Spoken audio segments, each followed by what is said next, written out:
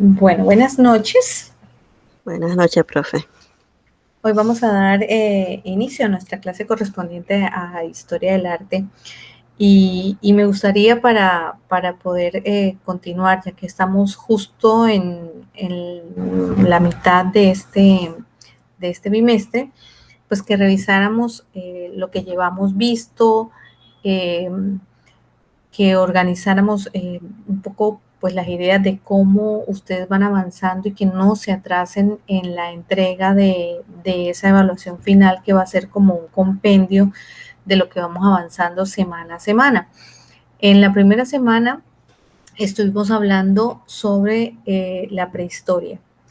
Hemos ido ajustándonos en el horario para quizá correr un poquito ahora en estas primeras clases y que el contenido lo alcancemos a dar, porque hay una unidad en particular que nos toma un poquito más de tiempo, que es la unidad que tiene que ver con las vanguardias.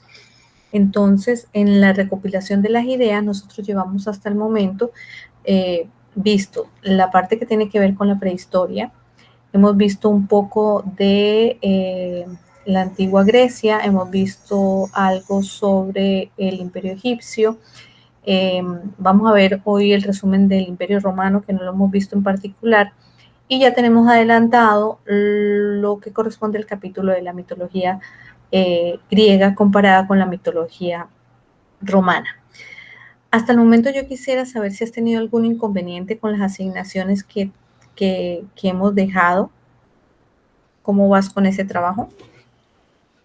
La infografía de la prehistoria todavía no la he corregido, pero la de la antigua Grecia sí la tengo hecha. Ok. Y lo de la versión propia de Del los dios, dios. ya también Ajá. la tengo hecha. Ok, ahora me Así las dejas ver. que creo que estoy al día. Sí, exacto. Con los temas que hemos quedado pendientes. El asunto es que igual, como quiero que revisemos el aula virtual, ahora lo voy a compartir con ustedes en pantalla, eh, porque precisamente para mí es muy importante que no se nos queden vacíos, ¿no?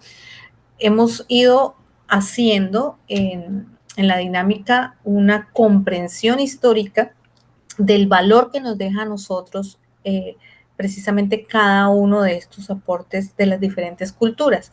Entonces, estamos combinando el ver en la clase el video resumen de Academia Play que está publicado en el aula y a la par yo les estoy dejando el enlace al capítulo del History Channel que corresponde a esa etapa un poco más extenso, contado con más detalle y más detenimiento. Son videos o capítulos de aproximadamente una hora de cada una de estas épocas que espero que puedan ver en casa. O sea, lo que hacemos aquí es ponerlo para que ustedes lo tengan en referencia. Lo vamos avanzando y vamos discutiendo los puntos relevantes que considero son parte esencial del aprendizaje, ¿no? Pero la idea es que cada uno de ustedes en casa pueda ver la serie completa, porque de alguna manera eso hace que ustedes tengan un conocimiento mucho más global de cada uno de estos temas. Para mí la historia del arte, y siempre se los he dicho, es un punto relevante a nivel cultural. La historia del arte está descrita en tomos, en fascículos, en libros, en enciclopedias, en secciones que dividen el arte por categoría. Tenemos la categoría de los pintores, la categoría de los escultores, la categoría de los grabadores, la categoría de todo lo que tiene que ver con la danza, con el teatro. Pero en realidad, hoy en día contamos con muchos recursos audiovisuales interesantes en el aspecto que tienen que ver con una, por ejemplo, enciclopedia de historia del arte, con otro libro muy práctico, que es el libro que estamos siguiendo, que es el libro guía que tiene que ver con 50 cosas que hay que saber sobre arte, ¿verdad? Que es el que estamos siguiendo como un libro básico, esencial en lo que es el conocimiento de la historia del arte. Entonces, quería que quedara claro, como lo hemos venido diciendo semana a semana, que cada capítulo o cada módulo requiere que ustedes elaboren una ficha resumen con la intención de que en esa ficha queden las observaciones más relevantes de lo que nosotros venimos conversando en cada una de estas clases. La idea es que al final ese material sirva precisamente como un material de estudio que quede subido en la plataforma ISU como parte de este trabajo final que tenemos, donde ustedes hagan su aporte gráfico al conocimiento de la historia del arte. De esa manera, ustedes pueden hacer estas fichas resumen basados como en el criterio de que sean unas fichas de estudio para ustedes mismos, que a la vez les sirvan a otras personas que quieran saber las cosas más relevantes de cada una de estas culturas, qué es lo que nos ha dejado cada una de estas culturas de manera importante, de manera como de secuencia, como gran legado, ¿no? Porque venimos descubriendo que precisamente los griegos, en estas discusiones que hemos tenido, que apuntan mucho hacia la perfección, nos dejaron grandes aportes que los romanos después aprovecharon, tecnificaron y hoy en día gozamos de ese legado que a veces reconocemos de la cultura romana, pero que no reconocemos de la cultura griega, que fue quizá la que en realidad catapultó el desarrollo de estos procesos que hoy tenemos o que conocemos dentro del aporte de la historia. ¿Ya? Entonces, de esa manera es que, pues, hemos tenido ya deberíamos tener listo todo lo que es la ficha de la prehistoria, deberíamos tener lista la de la antigua Grecia y la tareita sobre la mitología, porque la parte que tiene que ver con la mitología, que es el capítulo 5, que sería el que corresponde hoy, que la llevamos más adelantada, pues nos da como un respiro en ese aspecto de querer hacer algo libre, ¿no? De identificarse con un personaje de la mitología, elegir uno y representarlo en su propio estilo, ¿no? Ese es un aporte gráfico que ustedes pueden darle a esa. Luego se inspiran y con más tiempo quizá terminan haciendo toda la serie gráfica de los personajes de la mitología a su propio estilo y sería muy agradable, pues igual que como parte de la motivación de la clase, terminaran haciendo un proyecto muy personal al respecto. Ahora me dejas ver cómo van esas creaciones, esos aportes personales con respecto si mal no recuerdo, tú elegiste a la diosa de la sabiduría, ¿verdad? Sí. Entonces estamos bien por ahí, la lechuza, representada por la lechuza, así es que ahora vemos eso. Voy a compartir entonces el aula virtual para que nos organicemos un poco en las ideas, para que, por ejemplo, si en algún momento tienen alguna duda, puedan saber pues cuál es la secuencia precisamente lógica de lo que viene siendo el suceso en la historia y cómo hemos venido trabajando y continuando en esa actividad.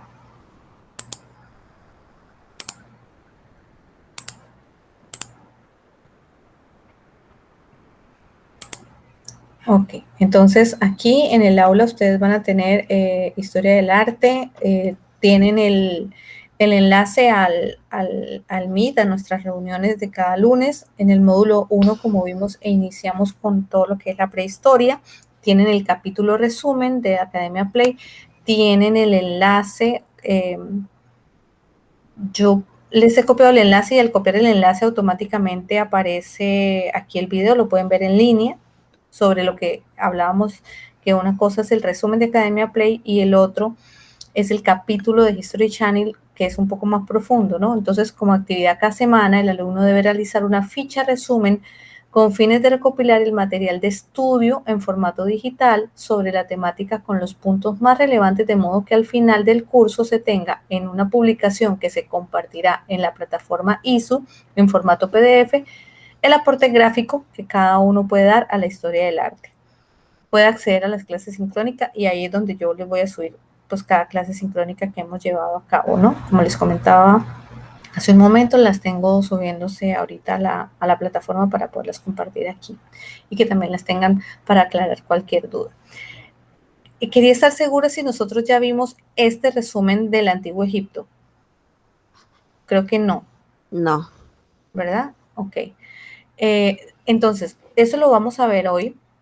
Es un video muy cortito y los estoy invitando a que hagamos un aporte en el foro, ¿no? Les dejé abierto un foro para que hasta el, aquí puse 27, no, es hasta el 11, hasta el 11 de octubre, ustedes puedan hacer, pues, contestar un par de preguntitas que les he dejado allí con respecto a lo que ustedes consideran que nos ha aportado en realidad como algo relevante de la cultura egipcia.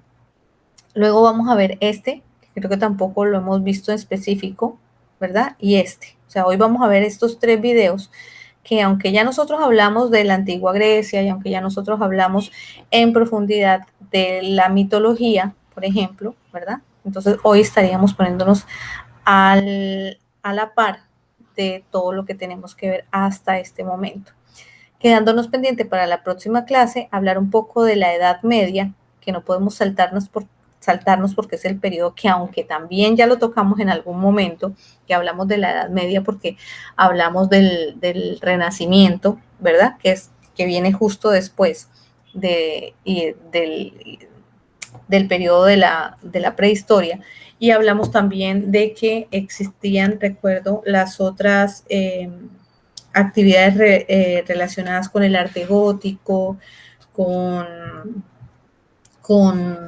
otras diversas manifestaciones artísticas, hablamos del rococó, lo hemos mencionado, ¿verdad? Pero lo vamos a estudiar pues en profundidad como cada uno de los temas para que justo antes de la última entrega nos dediquemos a las vanguardias, al aspecto más relevante de las vanguardias.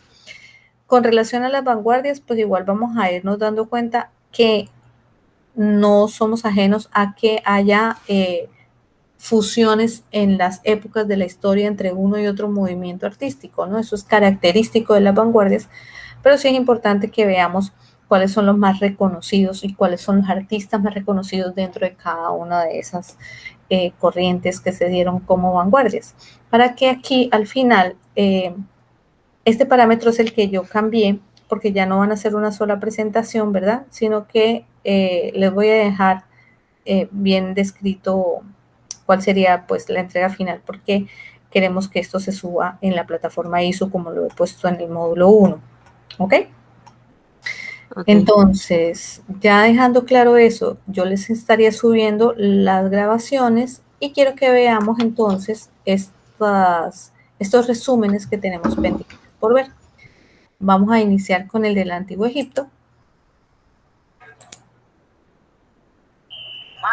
Quiero que me confirmes si ves y escuchas. Sí, veo y escucho. Perfecto.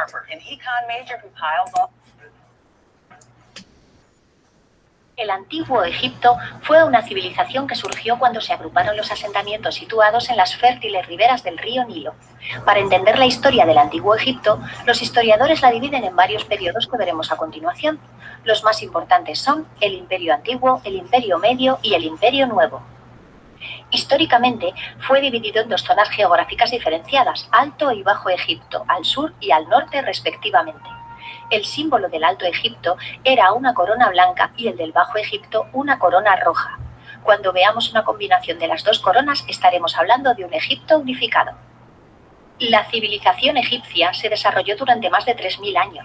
Comenzó con la unificación de varias ciudades del Valle del Nilo, alrededor del 3150 a.C., y será convencionalmente por terminada en el 31 a.C. cuando las tropas romanas de Octavio vencen a Marco Antonio, aliado y amante de la reina Cleopatra, la última gran gobernanta de una larga lista de faraones en Egipto. El Nilo fue la clave para el éxito de la civilización egipcia, ya que este permitía el aprovechamiento de los recursos y ofrecía una significativa ventaja sobre otros oponentes. El Nilo cada año sufría enormes crecidas y se desbordaba. Esto creaba una extensa capa fértil depositada a lo largo de los bancos del Nilo que proporcionaba a la tierra ricos minerales y nutrientes, y por ende excelentes cosechas. No había en el mundo una tierra tan extensa que ofreciera tanto por tan poco. Este es el gran secreto de Egipto. Esto se tradujo en que los egipcios podían practicar una forma de agricultura menos laboriosa que en otras zonas. La población quedaba liberada de muchas tareas agrícolas y podía dedicar más tiempo y recursos al desarrollo cultural. Los egipcios aprendieron a controlar las crecidas del Nilo por medio de diques y canales, aumentando la superficie cultivable. Distinguieron entre 3 estaciones anuales: la de inundación, que va de julio a octubre, la de siembra, que va de octubre a marzo, y la de recolección, que va de marzo a... Aquí hago un paréntesis porque estamos hablando del Imperio Egipcio, que fue antes de Grecia, antes de Roma, y a los que les adjudicamos el descubrimiento y el mejor manejo de los diques y los canales es a los romanos. Entonces, por eso es que precisamente este es un punto interesante para darnos cuenta que ese legado que tenemos de algunos aspectos que tienen relación no solamente con la historia, sino con grandes descubrimientos, no se le adjudican exactamente a quien en realidad fue el principal precursor del mismo descubrimiento, ¿no? Sino que se los vamos adjudicando a quienes los desarrollan. Entonces, si nosotros no estamos a la par con el conocimiento cultural e histórico precisamente de cada uno de estos eventos, es donde cometemos el error de creer que estamos hablando con determinada, con determinación, pues, ¿no? De un tema que al final, cuando estudiamos un poco más en profundidad, decimos como que, ok, entonces aquí comprendo, aquí empiezo a entender. Definitivamente importante y muy relevante en la aparición de todo lo que es la cultura egipcia es que todo se mueve a través del Nilo. Eso sí, ya lo habíamos visto en otro videito que vimos para esa clase, ¿no? Todo se mueve alrededor del Nilo. El Nilo, además de proporcionar enormes beneficios a los agricultores y por extensión al resto de la población, también favoreció el comercio, ya que el río funcionaba como una gran autopista comercial. Veamos a continuación los periodos históricos de la civilización egipcia. El periodo arcaico tiene lugar entre el 3100 y el 2700 a.C. Antes tiene lugar el periodo predinástico de Egipto, en el que surgieron 2 reinos independientes, el Alto y el Bajo Egipto. La tradición egipcia atribuye la unificación de los 2 Egiptos a Menes, quedando esto reflejado en las listas reales. Menes es también identificado con Narmer, fundador de la primera dinastía y el primer faraón que reinó sobre todo Egipto del que se tiene constancia. Este periodo arcaico lo conforman las dinastías primera y segunda. Bajo la dinastía tercera comienza el Imperio Antiguo. En el 2700 a.C. la capital se estableció definitivamente en Menfis. En la época de la tercera dinastía comenzó la costumbre de erigir grandes pirámides y monumentales conjuntos en piedra gracias al faraón Zoser. La pirámide escalonada de Zoser en Saqqara es la primera pirámide que surge como una superposición de mastabas. Con la cuarta dinastía llegan las 3 famosas pirámides que hoy en día es la gran postal de Egipto. Hablamos de las pirámides de los faraones Keops, Kefren y Micerinos, que componen la única maravilla del mundo antiguo que ha perdurado hasta nuestros días. A esta época le sigue una época de decadencia que comienza en el 2250 a.C. Es un periodo de hambruna y anarquía donde el poder de los faraones se descentralizó y se vio muy reducido hasta que Mentuhotep II vuelve a unificar el Alto y el Bajo Egipto en el 2050 a.C., fecha que marca el inicio del Imperio Medio. Es un periodo de gran prosperidad económica y expansión exterior, con faraones pragmáticos y emprendedores. La capital pasa a estar en Tebas. Se realizaron ambiciosos proyectos de irrigación para regular las grandes inundaciones del Nilo. También se potenciaron las relaciones comerciales con las regiones circundantes. Las representaciones artísticas se humanizaron y se impuso el culto al dios Amón. A mediados del 1800 a.C., los Hicsos, un pueblo que tenía su origen en Canaán, invadieron el norte de Egipto y se establecieron en el delta del Nilo. El poder de Egipto se debilitó y se disgregó en decenas de poderes autonómicos que desembocaron en una nueva anarquía. Aún así, los hicsos no interfirieron en la cultura tradicional, adoptando las creencias y costumbres locales. Tuvieron como capital la ciudad de Avaris, dotándola de fortificaciones y dominando el Bajo Egipto. Modernizaron a los egipcios introduciendo el caballo, el carro de combate, el arco compuesto y diversos elementos de la cultura del bronce. A finales de este periodo, los dirigentes egipcios de Tebas que consiguieron mantener su independencia dirigieron una guerra de liberación contra los hicsos que da origen al Imperio Nuevo que comienza en el 1550 a.C. Este periodo es un periodo en constante estado de guerra, con afán expansionista, justificado en principio como defensa ante posibles invasiones. Requirió el desarrollo de un ejército profesional permanente. Las nuevas armas que adoptaron de los hicsos resultaron definitivas. Es un periodo de esplendor y de arquitectura monumental. Tebas vuelve a recuperar el poder del pasado como atestiguan los templos de Karnak y Luxor, dedicados principalmente al dios Amón. El culto de Amón alcanzó en este periodo una gran importancia. Surgieron también nuevos centros de poder. De hecho, las capitales del imperio fueron Tebas y Menfis conjuntamente. El reinado de Amenhotep III puede calificarse como el más próspero de este periodo y de toda la historia de Egipto. Pero con el ascenso de su hijo Amenhotep IV, la estabilidad del imperio estuvo gravemente amenazada, aún más cuando éste instauró una serie de reformas radicales que tuvieron un resultado caótico. Cambiando su nombre por el de Akenatón, promovió como deidad suprema la hasta entonces oscura deidad solar Atón, iniciando una reforma religiosa que se puede calificar de monoteísta. El faraón suprimió el culto a las demás deidades y, sobre todo, trató de anular el poder de los influyentes sacerdotes de Amón en Tebas, a quienes veía como corruptos. Trasladó la capital a la nueva ciudad de Ajet Atón, actual Amarna. La esposa de Akenatón, la bella Nefertiti, también jugó un papel político y religioso fundamental en este periodo. Tras la muerte de Akenatón, accede al trono el supuesto hijo de este, Tutankamón, que restablece el culto al dios Amón, devuelve a los sacerdotes su poder e influencia y vuelve el politeísmo. Tutankamón era un hombre enfermizo que tuvo un reinado muy corto. Ha pasado a la historia como uno de los faraones más conocidos debido al descubrimiento de su tumba en 1922 por parte de Howard Carter, el hallazgo arqueológico más famoso de todos los tiempos. Es la única tumba egipcia intacta que se ha encontrado hasta la fecha. En la siguiente dinastía encontramos a un faraón muy importante, Ramsés II el Grande. Le llamaron el rey constructor a raíz de su obsesión por construir templos enormes y espectaculares, como el templo de Abu Simbel dedicado a su esposa Nefertari. En su reinado también alcanza el rango de capital una nueva ciudad, Pi Rameses, impulsada por él. Este faraón también es conocido por sus exitosas campañas militares. Ramsés II condujo su ejército contra los hititas en la batalla de Kadesh, en la actual Siria. Después de llegar a un punto muerto, finalmente aceptó un tratado de paz con el reino hitita. Es el tratado de paz más antiguo registrado. Ramsés, no obstante, presentó esta batalla que quedó en tablas como una gran victoria.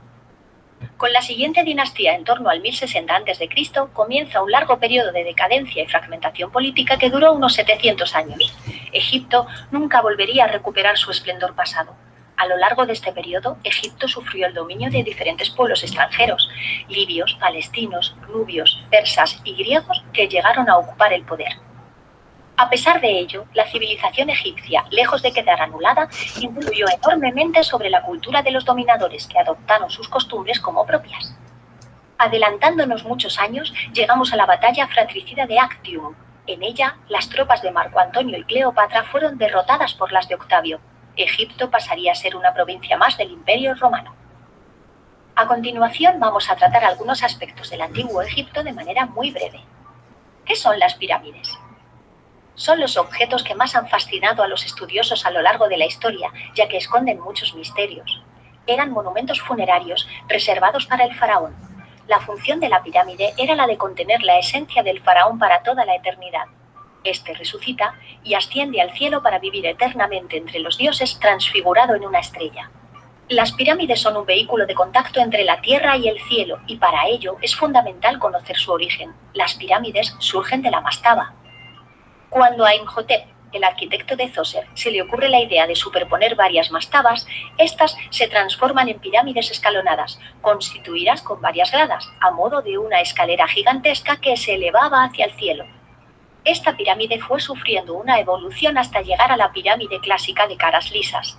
No se sabe con certeza cómo se construyeron las pirámides, pues no han perdurado documentos de su época que lo describan. Este es un tema que ha fascinado enormemente a los que se intentan adentrar en la cultura egipcia y han surgido muchísimas teorías sobre su construcción. Algunas llegan a hablar incluso de ayuda extraterrestre. ¿Cómo era la religión egipcia? La religiosidad estaba presente en todos los ámbitos de la vida e incluso después de la vida terrenal. Los egipcios creían en el más allá y por ello practicaban la momificación. Embalsamaban los cuerpos con el fin de conservar el cuerpo difunto para la otra vida. También los acompañaban de un ajuar de pertenencias y objetos valiosos. A partir del Imperio Nuevo, los faraones, sus familiares y miembros destacados del gobierno buscaron un lugar a las afueras de Tebas para enterrarse alejados de los saqueadores. Allí construyeron sus necrópolis, el Valle de los Reyes, el de las Reinas y el de los Nobles. ¿En qué dioses creían? La mitología egipcia es muy compleja y fue variando en los 3000 años de historia. También varía según la zona geográfica. Cada provincia mantuvo sus deidades protectoras, lo que significaba la veneración a decenas de dioses, que según la ciudad adquirían mayor o menor relevancia. En Heliópolis se adoraba a Ra, dios del sol, en Tebas a Amón, en Memphis a Ptah y Hathor. Una característica del panteón egipcio era la costumbre de agrupar a sus dioses en tríadas, normalmente una pareja con un hijo. En Heliópolis se dio el culto a Isis, Osiris y su hijo Horus. En la región de Tebas, la tríada se componía de Amón, su consorte Mut y su hijo Honsu. En la mitología egipcia, muchas deidades son representadas con cuerpo humano y cabezas de otros animales. Durante la época de influencia helénica sobre Egipto, lo que perduró con más vigor fue la tríada Osiris, Isis y Horus, y su enemigo Set, tal y como se ejemplifica en el mito de Osiris. ¿Qué escritura tenían los egipcios? Los antiguos egipcios inventaron un sistema de escritura jeroglífica utilizado desde antes del Imperio Arcaico. Durante muchos siglos no se sabía muy bien qué representaba esta escritura, pero en 1799 se encontró la piedra de Rosetta, en la que está grabado un texto en 3 tipos de escritura: jeroglífica, demótica y griega. Gracias a esta piedra, Jean-François Champollion logró descifrar los jeroglíficos años más tarde. La escritura jeroglífica es muy compleja, pues los dibujos que conocemos con figuras pueden representar ideogramas, que serían la traducción figurativa del símbolo que representan, y fonogramas, representan sonidos del lenguaje egipcio, que son signos consonánticos simples, dobles, triples e incluso de 4 o más consonantes. Esto se enreda mucho más, ya que algunos ideogramas pueden ser a su vez fonogramas. Durante el antiguo, medio y nuevo imperio se calcula que existían alrededor de 700 símbolos jeroglíficos, mientras que en la época grecolatina su número aumentó a más de 6000. Complicado, ¿verdad? Para finalizar, vamos a ver cómo era la sociedad egipcia. Los egipcios organizaron su sociedad como una gran pirámide. En lo más alto se encontraba el faraón, al que el pueblo adoraba como a un dios. Los sacerdotes eran la segunda casta en importancia, ubicados por debajo del faraón. Su objetivo era satisfacer las necesidades de los dioses. Vivían de donaciones que estaban exentas de impuestos. En algunas épocas llegaron a tener casi más poder que el propio faraón. Detrás de los sacerdotes estaban los escribas. Trabajaban en todos los departamentos de la administración, componiendo y copiando textos y llevando tareas de contabilidad. Algunos llegaron a ser altos funcionarios. Era un oficio noble que se transmitía de padres a hijos. Después tenemos a los soldados. Luego tendríamos a comerciantes, artesanos, campesinos y en la base de la pirámide los esclavos, quienes tenían a su cargo la realización de las tareas más pesadas.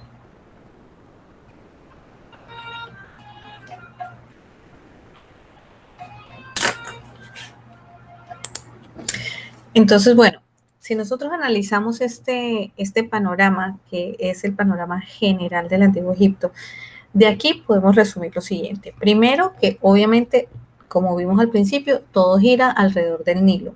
Y gira alrededor del Nilo porque en esta cultura, de alguna manera, las labores que tenían las personas que estaban en ese momento en Egipto eran menos complicadas que las labores que tenían personas que estaban ubicadas en otros lugares geográficos. Al estar cerca del Nilo, de alguna manera, la tierra era más fértil, la tierra tenía como, de alguna manera, una producción más abundante sin mayor esfuerzo. Entonces, esto hacía que culturalmente el egipcio tuviera más tiempo para trabajar en otros aspectos que tenían que ver con su propio intelecto, ¿no? Entonces, alejando un poco la parte netamente histórica, la que me habla de las dinastías, la que me habla de las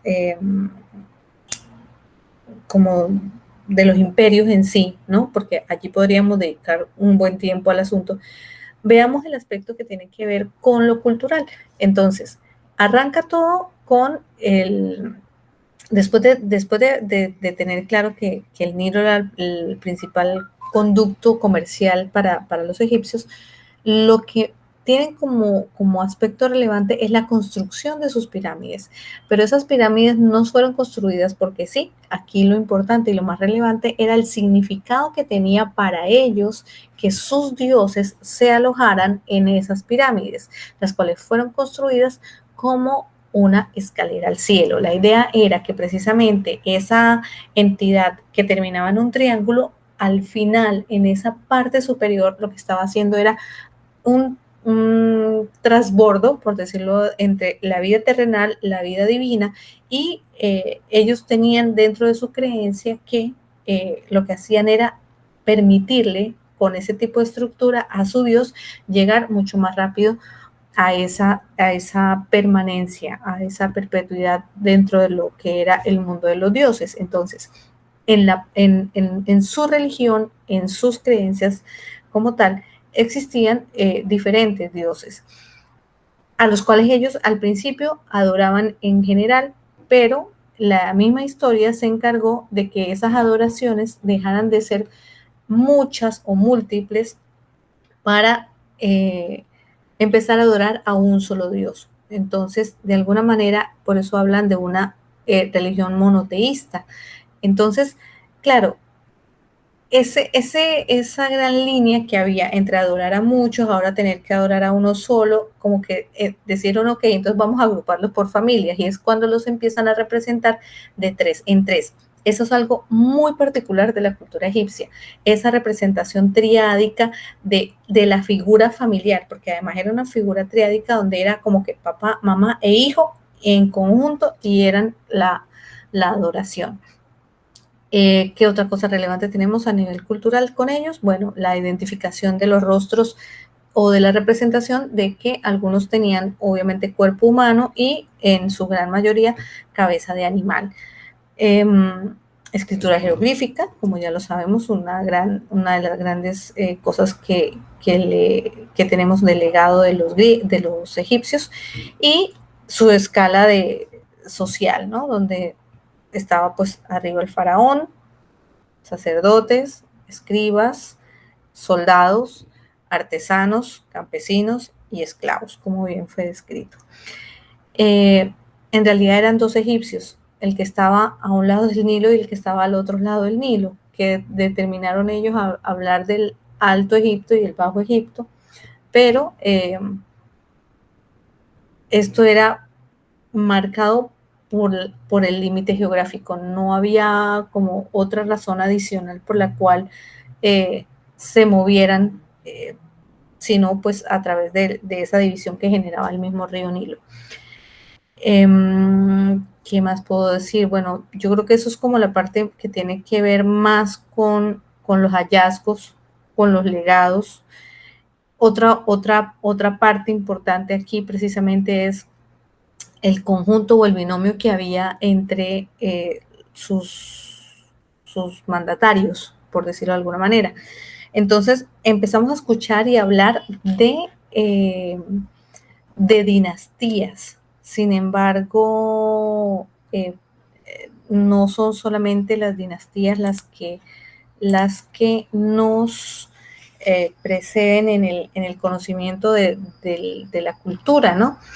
porque después de las dinastías aparecen los imperios y hay algo muy importante en la historia de los egipcios y es que al final, si te das cuenta, todo sigue siendo una guerra de poderes, o sea, las peleas que habían o los ejércitos que se formaban, lo que querían siempre era conquistar y conquistar y conquistar más tierras, por eso de alguna manera eh, iban creciendo, fueron creciendo hasta que llegaron a un periodo de decadencia porque sus ejércitos de alguna manera ya no funcionaban de la misma forma que lo hacían en, en otra época, ¿no?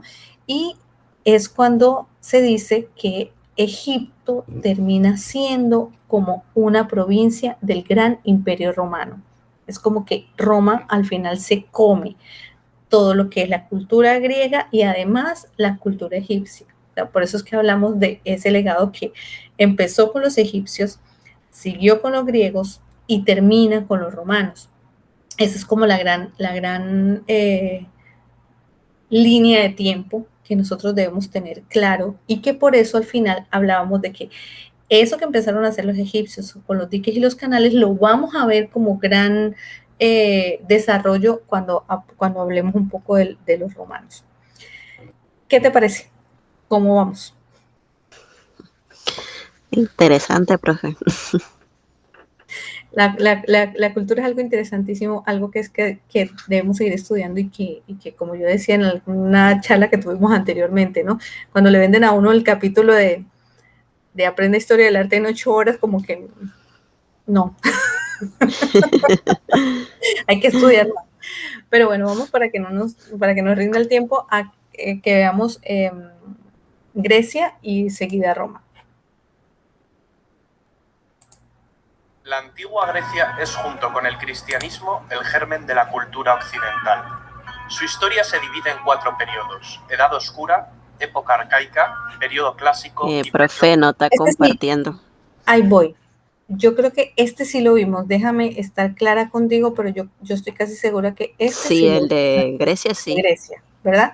El que vamos a ver ahorita es el del Imperio Romano, que es el que tenemos pendiente. Pero permítame, voy a compartir. Me gusta compartir toda la pantalla porque así igual no tengo que estar viendo ventanitas. Aquí ya compartimos el que quiero compartir es este, que es el Imperio Romano. El Imperio Romano fue el tercer periodo de la antigua civilización romana. El primer periodo fue la monarquía y el segundo la república. Repasemos muy brevemente el origen de Roma. Según la tradición romana, el origen de Roma se remonta a los hermanos gemelos Rómulo y Remo, que de bebés fueron amamantados por la loba Capitolina. Más tarde, Rómulo mató a Remo y fundaría la ciudad de Roma sobre el monte Palatino, convirtiéndose en su primer rey. La forma política de Roma será la monarquía hasta que fue expulsado el último rey, Tarquinio el Soberbio. Después de la expulsión del monarca se creó un senado permanente que decidió abolir la monarquía, convirtiendo a Roma en una república.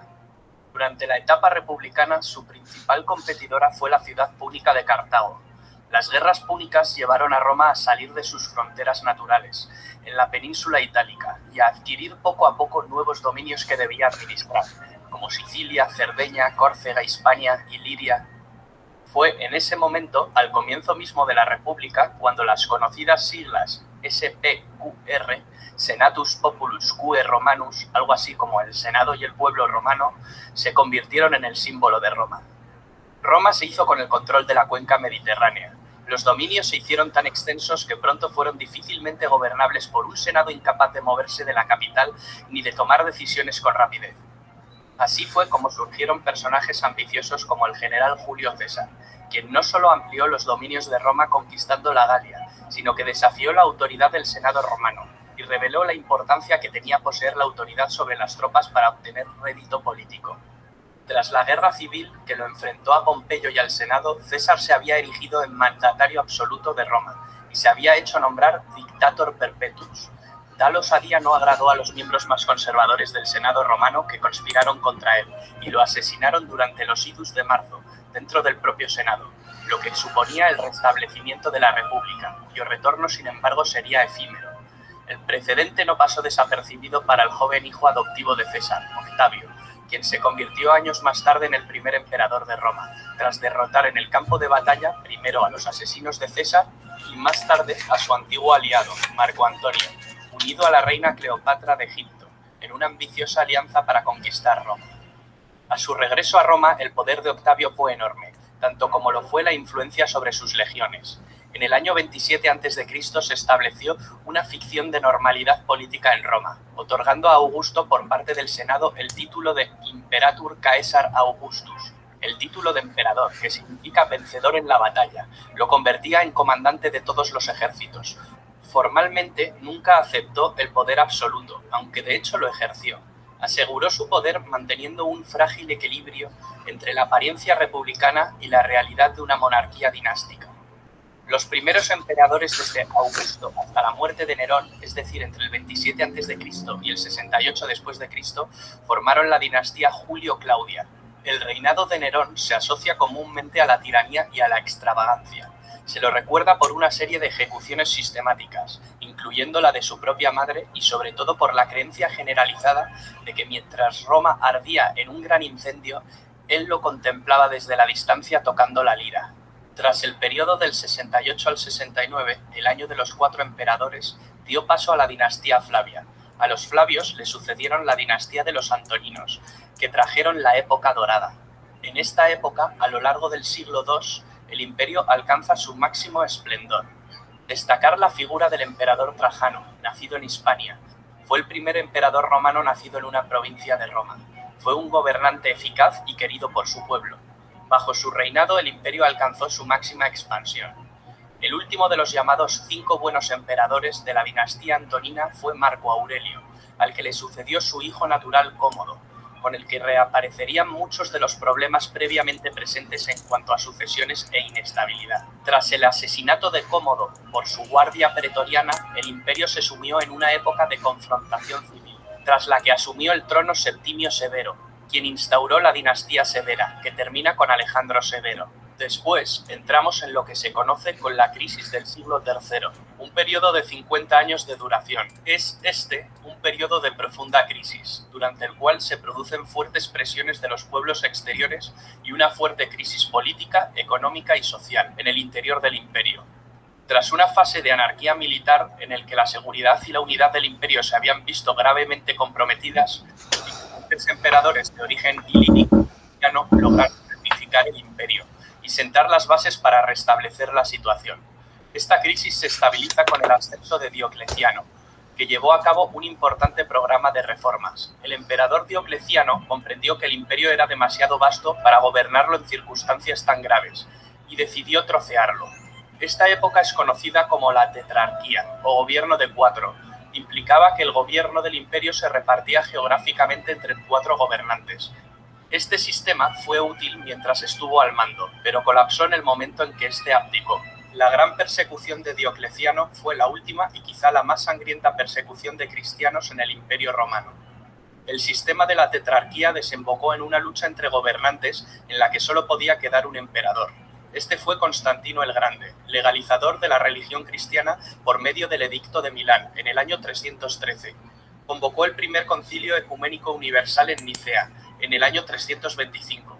En este concilio se unifican los dogmas y se sientan las bases del credo oficial. Se considera que esto fue esencial para la expansión de esta religión. Constantino fue el primer emperador cristiano. En esta etapa se produce el traslado de la capitalidad del imperio a la antigua ciudad de Bizancio, reconstruida y ampliada por decisión del emperador que pasó a denominarse Constantinopla. El imperio poco a poco fue entrando en declive. El emperador Teodosio I hizo de la religión católica la religión oficial del imperio. Tras su muerte, en el año 395, llega por fin la división administrativa del Imperio Romano en 2 mitades repartidas entre sus 2 hijos. Arcadio recibió el Imperio de Oriente y Honorio recibió el de Occidente. El Imperio Romano de Occidente, terriblemente desgastado tras las incansables incursiones bárbaras y el malestar social por la mala gestión de las tierras, desapareció en el año 476, fecha en la que se inicia la Edad Media. El Imperio Romano de Oriente perduró cerca de 1000 años más. El Imperio bizantino, que acaba adoptando el idioma griego, sobrevivió hasta el año 1453, fecha de la caída de Constantinopla, la actual Estambul. Con el colapso del Imperio bizantino, último vestigio del Imperio romano de Oriente, finaliza la Edad Media, dando inicio a la Edad Moderna. El Imperio romano en su época dorada estuvo en constante expansión, pero dentro de las fronteras del imperio reinaba la paz, lo que se conoció como Pax Romana, que permitió al imperio alcanzar su máximo desarrollo económico, comercial y territorial. En la cúspide de su poder, el Imperio romano dominaba 3 continentes y numerosas urbes. Allí donde conquistaba, construía. La mayor evidencia del poderío del Imperio romano es quizá su arquitectura y su ingeniería. Anfiteatros donde se presenciaban espectáculos de luchas de gladiadores, circos donde se realizaban carreras de cuadrigas, teatros que vieron representaciones de tragedias y comedias, termas, acueductos, calzadas, templos para los dioses, basílicas para administrar justicia, porque no solo nos dejaron un gran legado arquitectónico, una de las mayores herencias fue quizá el derecho romano, uno de los más importantes cuerpos de legislación de la humanidad, y sin duda alguna el primero de Occidente y base del derecho actual. El Imperio romano consiguió dominar una vasta extensión territorial, con unas mismas costumbres, un mismo modus vivendi para una ciudadanía multiétnica. Este dominio territorial no fue posible sin el ejército más poderoso del mundo y sus unidades de infantería, las legiones. Durante el imperio el ejército estaba formado por 30 legiones de unos 5.300 hombres cada una. Cada legión se dividía en 10 cohortes y estas a su vez en centurias. La centuria era la unidad básica de infantería, formando la espina dorsal de las legiones. Cada centuria constaba de 80 hombres y era comandada por un centurión. Para entrar en la milicia, una condición indispensable era ser ciudadano romano.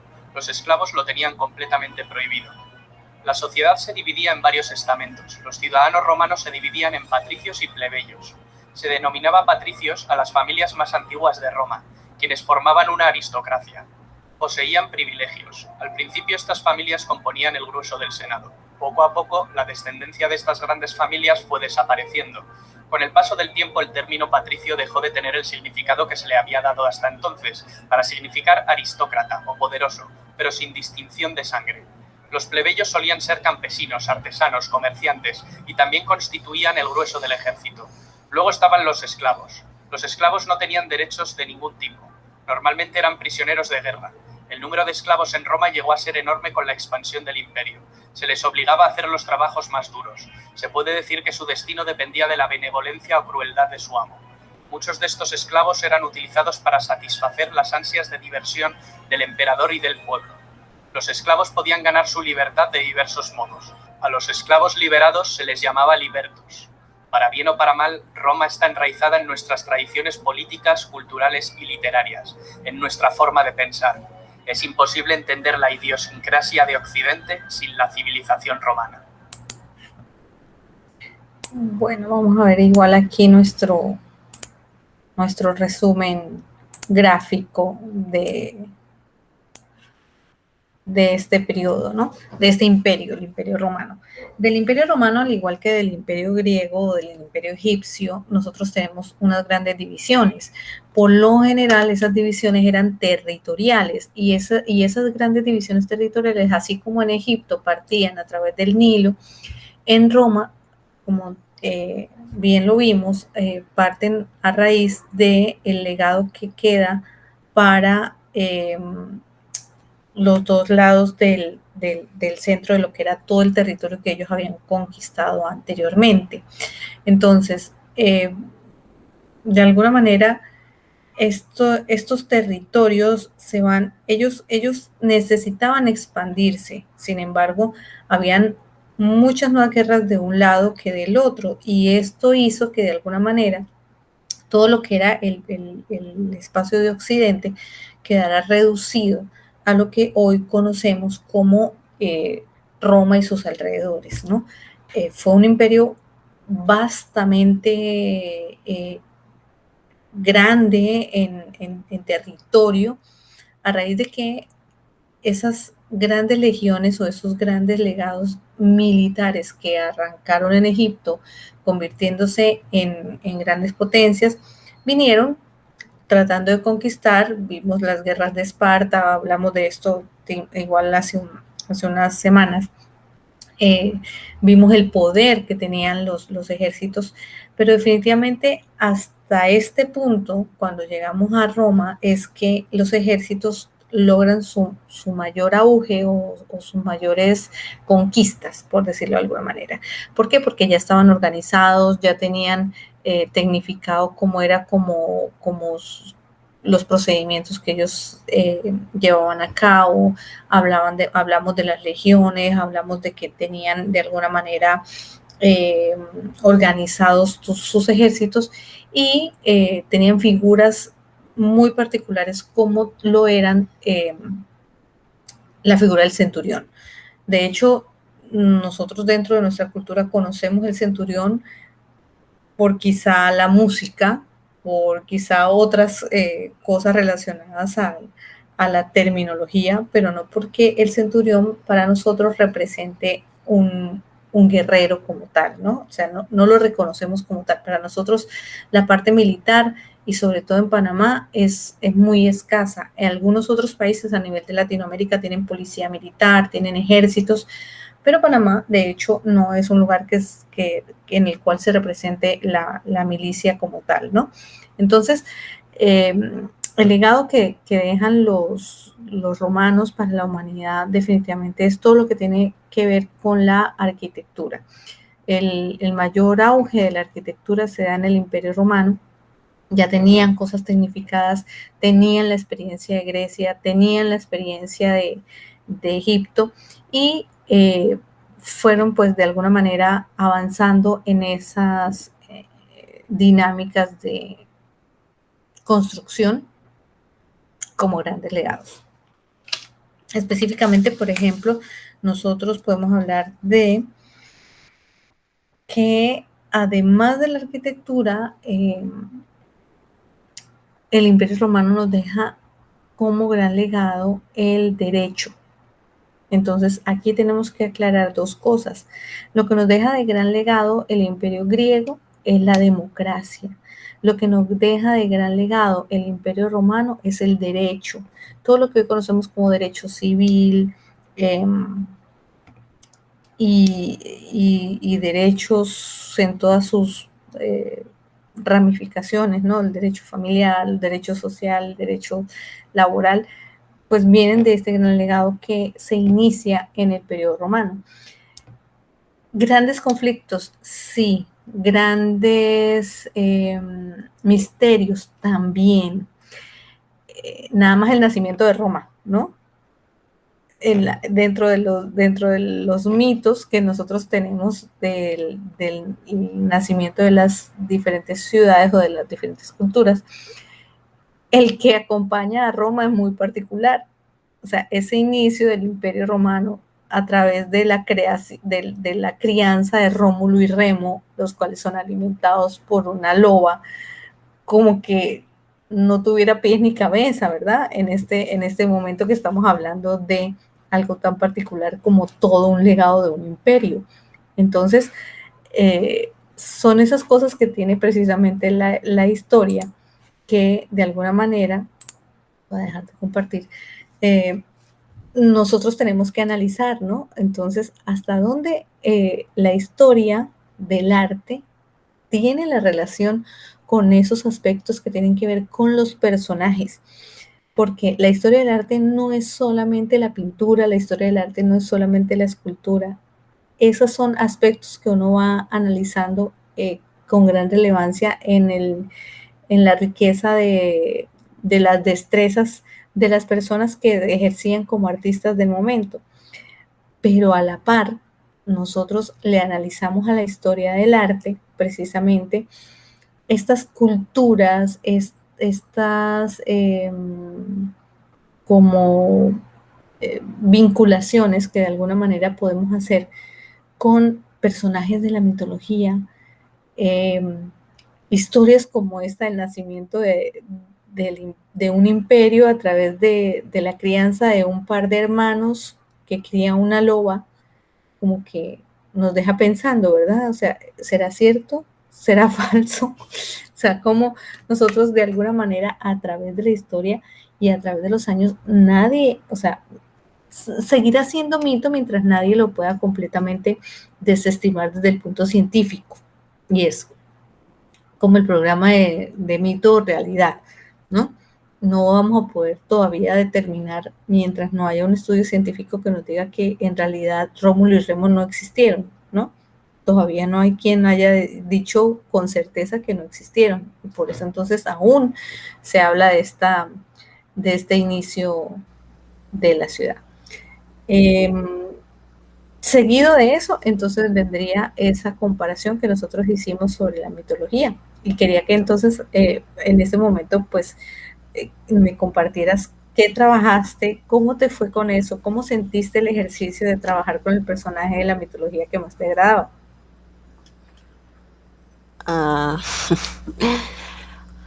Bueno, busqué bastantes referencias y esto también me recordó un programa que yo veía cuando estaba en la escuela, que ellos hicieron también como su propia versión De de los la dioses. diosa, sí, de los dioses.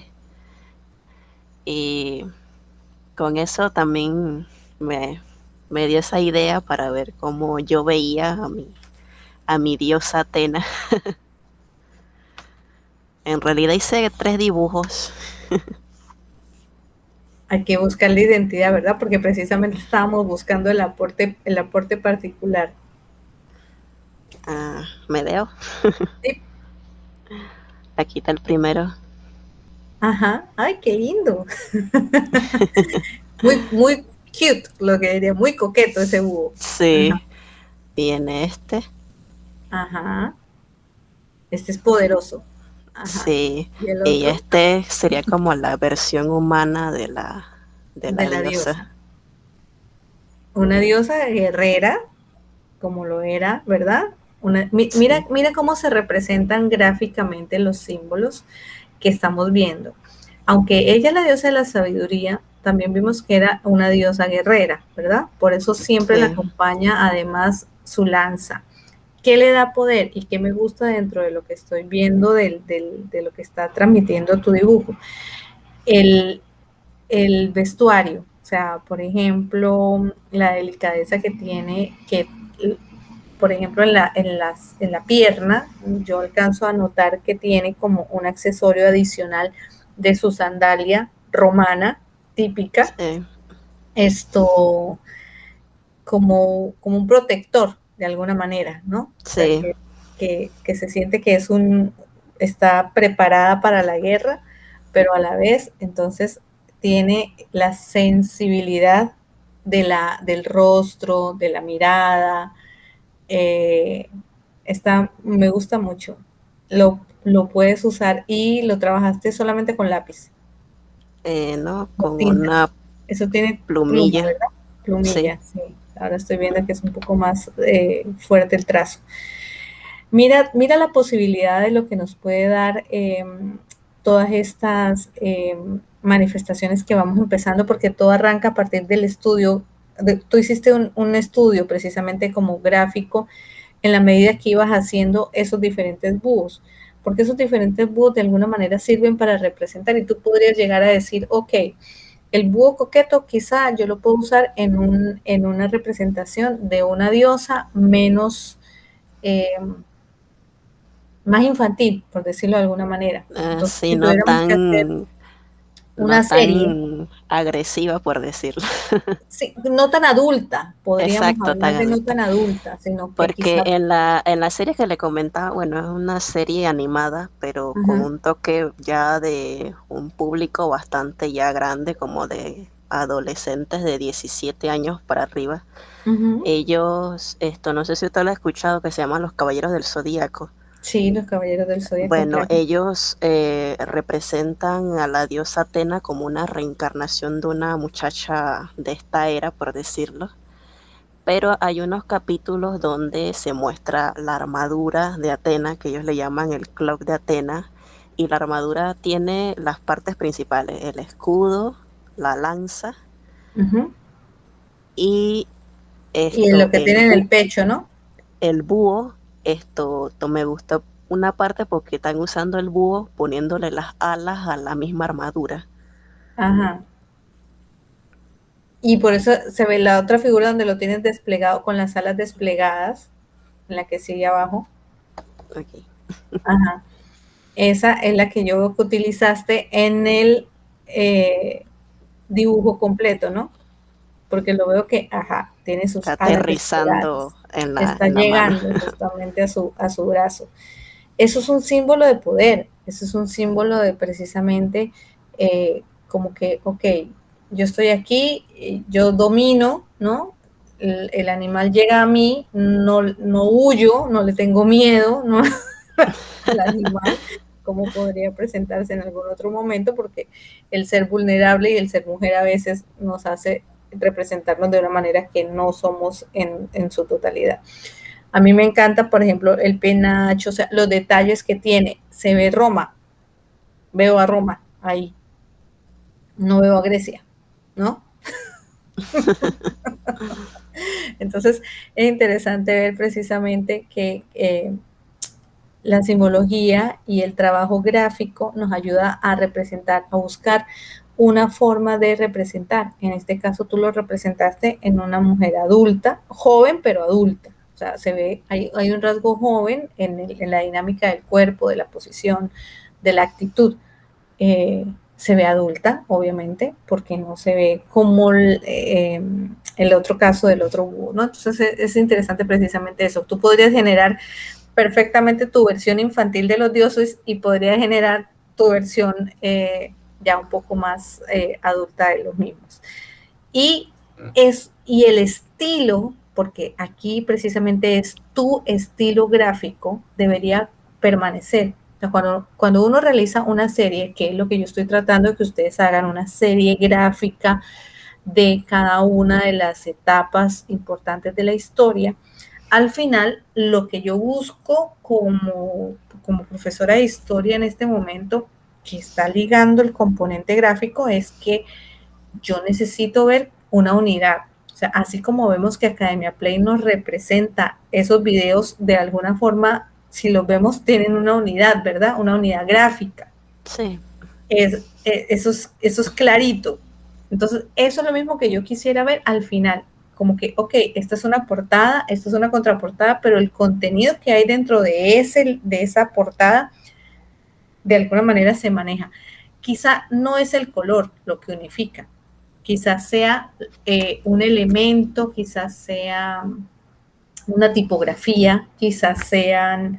Hay muchas cosas que a nivel gráfico podemos utilizar nosotros para precisamente comprender la unidad del trabajo, ¿no? Entonces, eso es lo que yo quiero que logren. No sé si igual tienes por ahí los otros dibujos para que me los muestres, cómo trabajaste Grecia.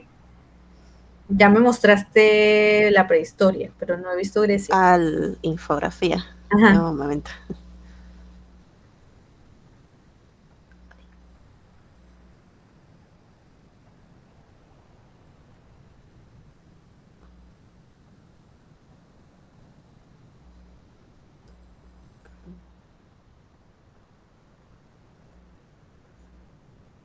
¿Se ve algo? Sí. Ah,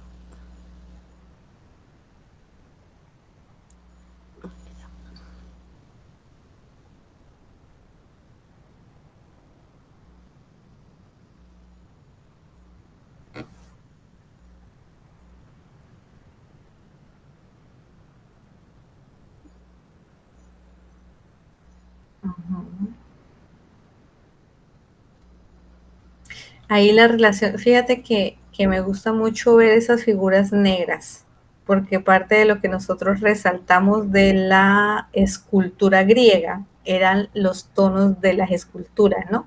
Que uno de los aspectos relevantes de esas esculturas eran las tonalidades. Uh-huh. Tú tienes 2 páginas por cada uno, ¿verdad? Hablamos de que íbamos a hacer dos paginitas sí. por cada uno para poderlas enfrentar.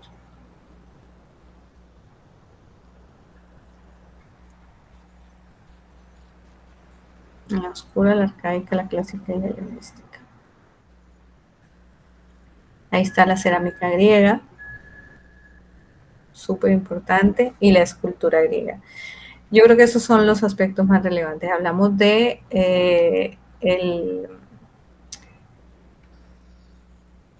es importante que aquí se mencione el jónico, el dórico y ahorita se me fue el otro nombre, jónico, dórico y la estructura de las columnas. Aquí cuando hablas de la arquitectura griega, le debes anexar esa parte porque es muy importante y no la veo escrita. Jónico, dórico y se me fue el nombre. Bueno, ahora lo recuerdo y te lo digo. Era jónico, dórico, jónico, dórico y romano. Corintio, ¿no era? Corintio. Jónico, dórico y corintio. El corintio es el que tiene más adornos. Entonces sí, porque estás haciendo de hecho la representación y eso es importante que quede, que es en esta arquitectura, es propia de los griegos. Se la debemos a ellos. Es más, donde primero se impusieron este tipo de columna fue en Atenas, ¿no? Cuando se hizo el templo. Así es que ahí tenemos ese gran legado. Me gusta el símbolo que estás usando en la parte superior e inferior.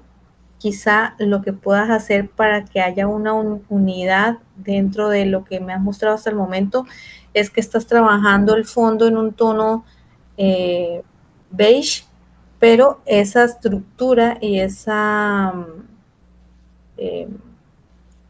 dinámica de lo que tienes aquí puede ir cambiando, ¿no? Cada una sería representativa. Esta puede ser representativa de la cultura griega, cual pudiera ser una en jeroglíficos representativa de la cultura egipcia, pudiera ser una en laureles representativa de la cultura romana, ¿no? Entonces ir buscando precisamente como una identidad de un icono o de un símbolo que represente a cada una de esas culturas, para que no se vea monótono y para que igual haga parte del simbolismo que le estás dando a cada una de ellas.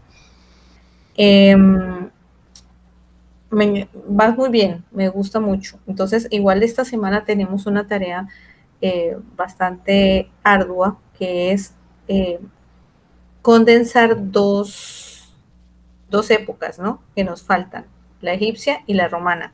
Porque entonces en eso, la semana que viene, ya tendremos que tener listo prehistoria, griega, mitología, Egipto y Roma. O sea, que ya la próxima semana tenemos que tener 5 capítulos del librito.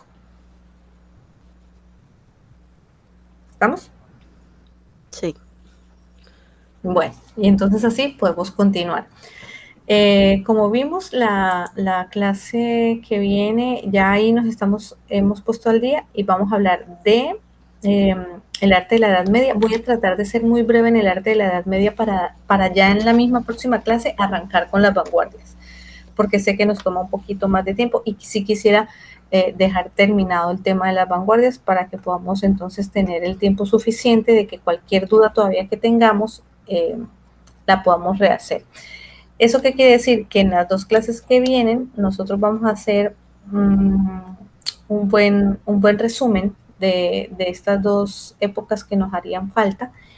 Y no sé si tienes alguna pregunta hasta el momento de lo que hemos hablado hoy. Tenemos claro cuáles son los aspectos relevantes de Egipto, tenemos claro cuáles son los aspectos relevantes de Roma, que son las que nos hacen falta, las que vamos a hacer esta semana. Sí, todo claro. Ya nada más me tocaría repasar el video completo de History Channel. Sí, eso te iba a decir. Y si no, igual encontramos un poquito más ampliado la historia en los de History Channel. Yo les voy a dejar las referencias, así como cada semana se las he enviado, de los que corresponden esos son el capítulo 4 y 5, el que tiene que ver con estos 2 que acabamos de pasar. ellos tienen una mezcla. Por ejemplo, en el capítulo 3, por ejemplo, me hablan de una parte, ellos tienen un estudio más en profundidad. Entonces, por ejemplo, en el capítulo 3 me hablan del arte africano y nosotros no lo tenemos descrito todavía porque pues igual es como otro momento, ¿no? Entonces, por eso digo yo que igual lo importante para nosotros culturalmente es tener acceso a esa información. Yo les voy dejando los enlaces y cualquier duda que tenga, pues igual me pueden escribir. ¿Vale?